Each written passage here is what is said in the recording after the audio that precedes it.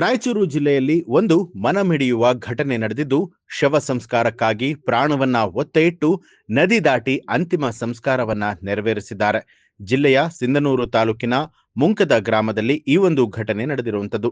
ಗ್ರಾಮದ ಸಾರ್ವಜನಿಕ ಸ್ಮಶಾನ ತುಂಗಭದ್ರಾ ನದಿಯ ನಡುಗಡ್ಡಿಯಲ್ಲಿದ್ದು, ತುಂಗಭದ್ರಾ ಜಲಾಶಯ ತುಂಬಿದ ಹಿನ್ನೆಲೆಯಲ್ಲಿ ನದಿಯಲ್ಲಿ ನೀರಿನ ಹರಿವು ಹೆಚ್ಚಳಾಗಿದೆ.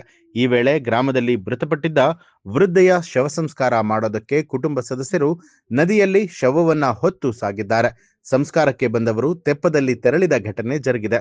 ಸತ್ತವರನ್ನ ಹೂಳೋದಕ್ಕೆ ಜೀವವನ್ನ ಪಣಕ್ಕೆ ಇಟ್ಟು ಸ್ಮಶಾನಕ್ಕೆ ಹೋಗುವಂತ ಪರಿಸ್ಥಿತಿ ನಿರ್ಮಾಣ ಆಗಿದ್ದು, ಈ ಕುರಿತು ಸಂಬಂಧಪಟ್ಟಿರುವಂತಹ ಅಧಿಕಾರಿಗಳು ಗಮನ ಹರಿಸಿ ಸೂಕ್ತ ಪರಿಹಾರವನ್ನ ನೀಡುವಂತೆ ಗ್ರಾಮಸ್ಥರು ಒತ್ತಾಯಿಸಿದ್ದಾರೆ.